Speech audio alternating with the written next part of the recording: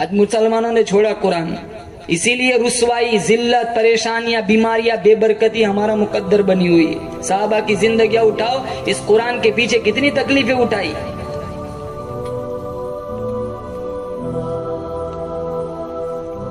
آج بچہ ماسٹر امتحان لیتا ہے بچے کا کہ بچہ فیل ہے یا پاس، پروفیسر امتحان لیتے، ڈاکٹر امتحان لیتے۔ خدا کی قسم، صحابہ کی زندگیاں جن کا امتحان اللہ نے لیا، جس کا ذکر اللہ نے قرآن میں فرمایا، کیا امتحان لیا؟ قلوبہم، دلوں کا امتحان لیا۔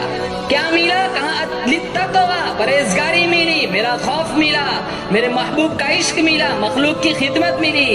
کہا الہی یہاں تو ڈگریوں کا بڑا کریز ہے، تو نے ان کو کیا ڈگری دی؟ کہا لہم مغفرۃ واجر عظیم، میں نے ان کو یہ ڈگری دی، میری بخشش ان کے لیے، میری عطا، میری مہربانی ان کے لیے، میرا چاند سورج زمین آسمان ان کے لیے، میرا محبوب ان کے لیے۔ ارے دنیا والوں، میرے نبی کے دیوانوں کی بات نہ کرنا، یہ میرے لیے، میں ان کے لیے۔ مصر کی عورتوں نے یوسف علیہ السلام کے حسن کا جلوہ دیکھا، انگلیاں کٹا دی۔ قربان جاؤں صحابہ کی ایمان، عشق رسول پر، انہوں نے نبی کے جمال محمدی کو دیکھا تو گردنیں کٹا دی۔ آج صدیق کی صداقت، عمر کی عدالت، عثمان کی سخاوت، علی کی شجاعت کے لیے کون مار کھائے؟ اور مقام اتنا اونچا، ہمارے دروازے پہ کوئی بڑا آدمی آ جائے نا، پھولے نہیں سماتے، کتنے 200 گز زمین سے اوپر جلتے، کتنے ماشاءاللہ خوشی میں مر جاتے ہیں۔ دروازہ دیکھو مقدر صدیق کا، دروازہ صدیق کا ہے، دلہا امام الانبیاء بن کے آئے، دلہا امام الانبیاء تشریف لائے۔ عائشہ رضی اللہ تعالیٰ عنہ کی عمر 6 سال، اللہ کے نبی صلی اللہ تعالیٰ علیہ وسلم کی عمر 53 سال۔ کون باپ اپنی بیٹی حوالے کرے گا؟ نعوذ باللہ وہ بات نہ تھی کہ اللہ کے نبی کو سونے کے تخت پر بیٹھا ہوا دیکھ کر صدیق اکبر نے اپنی بیٹی حوالے کر دی۔ اس دن حوالے کی تھی جس موقع پر اللہ کے نبی کے گھر میں 4 دن کے فاقے ہوا کرتے تھے۔ اس کائنات میں اللہ کے نبی صلی اللہ تعالیٰ علیہ وسلم کے بعد سب سے بڑا امتی، میرا آپ کا ایمان ہے، صدیق اکبر رضی اللہ تعالیٰ عنہ کی ذات اقدس ہے۔ عشق تو انہوں نے نبھایا، جبریل کو نکال دو معراج نہیں، صدیق کو نکال دو ہجرت نہیں۔ جبریل سدرۃ المنتہا سے واپس آ گئے، صدیق اکبر آج بھی روضے رسول میں ساتھ ہے، آج بھی ساتھ ہے۔ جس نے سب سے پہلے کلمہ پڑھا ابو بکر، جس نے سب سے پہلے مومن ہونے کا اعزاز پایا ابو بکر، جو سب سے پہلے ہجرت میں ساتھ چلا وہ ابو بکر، جس نے اسلام کی تاریخ میں سب سے پہلے کعبہ میں خطبہ دیا وہ ابو بکر، جس نے آقا کی گود میں سب سے پہلے 40,000 دینار رکھے وہ ابو بکر، جس نے آقا کو کاندھوں پہ اٹھایا ابو بکر، جسے قرآن نے ثانی اثنین کہا وہ ابو بکر، جسے قرآن نے والذی جاء بالصدق کہا وہ ابو بکر، جسے قرآن نے اولئک المتقون کہا وہ ابو بکر، جسے قرآن نے اذ یقول لصاحبہ کہا وہ ابو بکر، جو غار میں سب سے پہلے داخل ہوا ابو بکر، جو غار سے سب سے پہلے باہر آیا ابو بکر، نبوت چل کر جس کے دروازے پہ گئی وہ ابو بکر، جس نے نبی کو کاندھوں، جس نے نبی کو گود میں سلایا وہ ابو بکر، جس نے سانپ کا ڈسنا برداشت کیا وہ ابو بکر،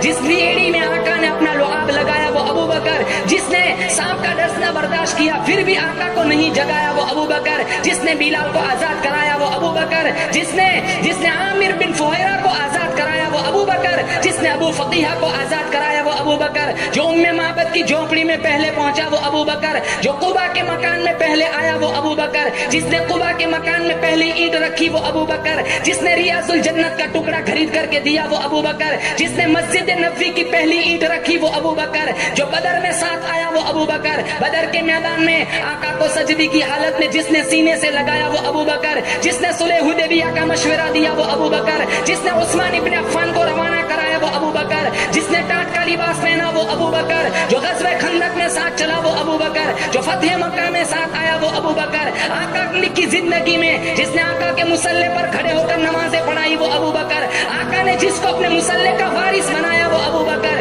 جس نے آقا کی وفات کے بعد مسلمانوں کو، امت کی ایمان کو سنبھالا وہ ابو بکر، جس نے منکرین زکات کا خاتمہ کیا وہ ابو بکر، جس نے مسیلمہ کذاب کا خاتمہ کیا وہ ابو بکر۔ اللہ کے غصے کو ٹھنڈا کرنے کے لیے آقا جس کا نام اعمال پیش کریں گے وہ ابو بکر۔ جنت کے 8 دروازے جسے اپنی طرف بلائے وہ ابو بکر۔ آدم سے عیسیٰ تک تمام امتیں باہر ہوں گی، جو سب سے پہلے جنت میں جائے گا وہ ابو بکر، وہ پہلا مددگار، وہ پہلا صحابی، نبی نے جسے ہر قدم پہ دعا دی، وہ افضل بشر بعد از انبیاء ہے، وہ جانے صداقت، وہ جانے وفا ہے، فرشتے اسی کی اداؤں پہ عاشق، اسی کی نماز و دعاؤں پہ عاشق، نبیوں سے کمتر، اماموں سے اعلیٰ، محمد سے ہر دم وفا کرنے والا، بشر کی شرافت کا معیار ٹھہرا، صداقت کا اونچا وہ مینار ٹھہرا، وہ چلتا ہوا ایک باب حرم تھا، وہ سارے کا سارا قرآن جیسا، خدا کے ایک ایک فرمان جیسا، خدا اس سے راضی ہوا وہ خدا سے، اسی کے لیے ہے بڑے سب مراتب، جھکاتا ہے نظر عمر اس کے آگے،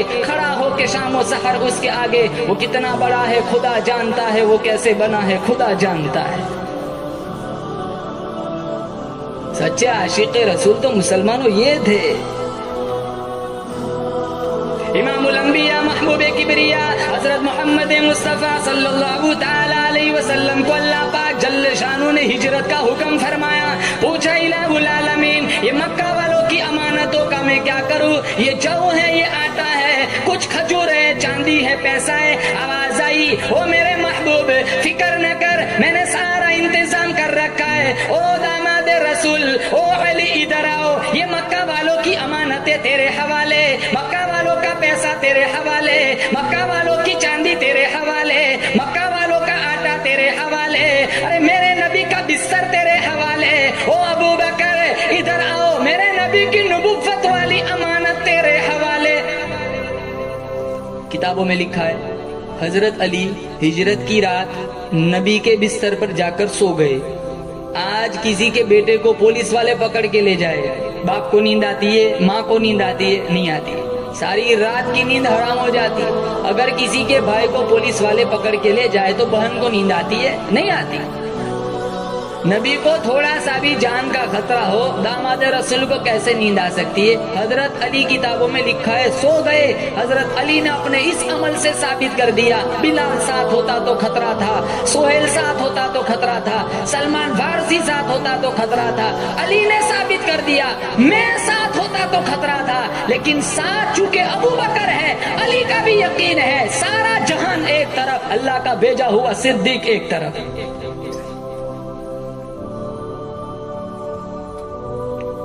اور ایک بات، جب ہجرت کا حکم فرمایا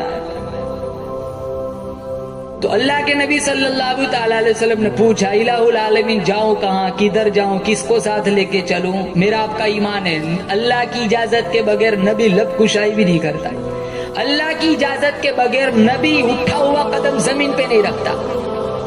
اللہ بڑا بے نیاز ہے۔ امام الانبیاء محبوب کبریا حضرت محمد مصطفیٰ صلی اللہ تعالی علیہ وسلم نے پوچھا الہ العالمین کیسے جاؤں، کہاں جاؤں، کس کو ساتھ لے کے چلوں؟ آواز آئی، او میرے محبوب میں نے تیری نبوت کا ڈنکا 1,24,000 انبیاء سے بجوایا، ساری دنیا سے بجوایا، لیکن یہ تیرے ساتھ جو لگا ہوا ہے اس کے مقام کا بھی لوگوں کو پتا چل جائے۔ بلال تیرے دروازے پہ آیا، عمرو بن العاص تیرے دروازے پہ آیا، عثمان تیرے دروازے پہ آیا، عمر تیری چوکھٹ پہ آیا۔ او میرے محبوب، او کالی کملی والے، آج ہجرت والی رات صدیق اکبر کے یہاں تشریف لے چلو تاکہ دنیا والوں کو پتا چل جائے مقام صدیق کیا ہے۔ تشریف لے گئے، کنڈی کھٹکھٹائی، آواز لگائی، ننگے پاؤں صدیق اکبر رضی اللہ تعالیٰ عنہ دوڑے دوڑے آئے، کہا یا رسول اللہ آپ نے کیوں تکلیف اٹھائی، مجھے بلا لیا ہوتا میں آ جاتا۔ کہا میں ویسے تھوڑا ہی ہوں، مجھے تو رب نے بھیجا ہے۔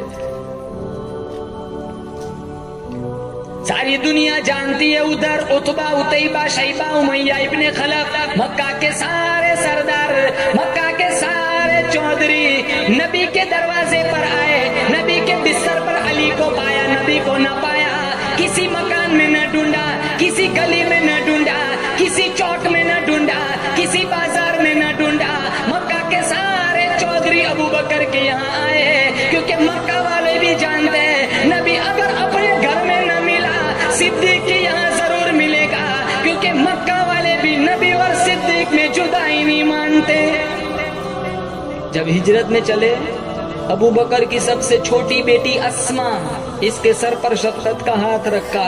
اللہ کے نبی نے کہا اسما بتلانا نہیں ہم کدھر جا رہے۔ ادھر سارے مکہ کے چودھری آئے۔ ابو جہل نے پوچھا اسما تیرا ابا کدھر ہے، تیرا نبی کدھر ہے؟ قربان جاؤں صدیق کے گھرانے پر ہمارے گھر کی عورت ہوتی گول مول بات کر کے سرک جاتی، وہ صدیق کا گھرانہ تھا، وہ گول مول بات کے بھی قائل نہیں تھے۔ اسما کہنے لگی ارے تم تو تھوڑے آئے ہو، سارے مکہ کے کافر اکٹھے ہو جاؤ، اسما کا بیان ہے، قیمہ تو کر سکتے ہو، نبی کا پتہ نہیں پوچھ سکتے۔